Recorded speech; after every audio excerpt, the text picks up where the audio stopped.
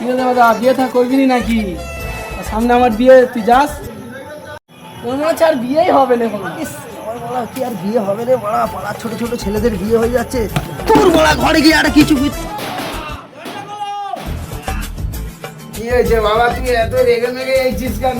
আমার কি আর বিয়ে বিয়ে হবে রে? বাবা তোর গাঁট পড়ে গেছে, আর বিয়ে হয়? আমার বিয়ে দিতে হবে, নাহলে আমি এই সুসাইড করবো না অফসাইড করবো, আমি একে মেকে চলে যাচ্ছি ঘর ছেড়ে। দেখো না ছেলেটা রেগে মেগে চলে গেল, ওর তো গাঁট পড়ে গেছে। কি করা যায় বলো তো? বসন্তর মেয়ে কদম পড়ে আছে, দেখো না যদি হয়, ওরও তো গাঁট পড়ে গেছে। তাহলে ফোন করো না। আচ্ছা, ফোন করছি। আয় বাবা, ঘরে চলে আয়, তোর জন্য একটা মা মেয়ে দেখেছে, দেখতে যাবো। আমি ভালো আছি। এই হয়তো দেওয়া যাচ্ছে না, গাঁট পোড়া দেওয়া রে। চল ওর দেখে মাটা মজা নেওয়া হচ্ছে।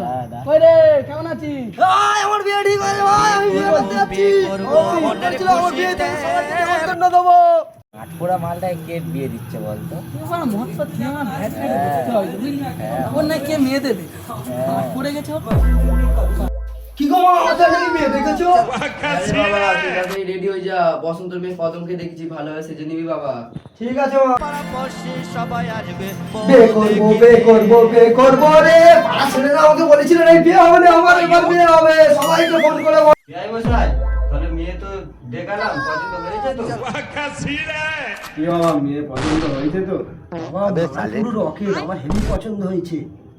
জয় মশাই, আমার ছেলে তাহলে মেয়েকে পছন্দ করেছে, তাহলে বিয়েটা হয়ে যাক। फ्लैशबैक। তাও সুবিধিটা করে দাও বাবা। रुको जरा, सबर करो। बोला धक्का मुक्की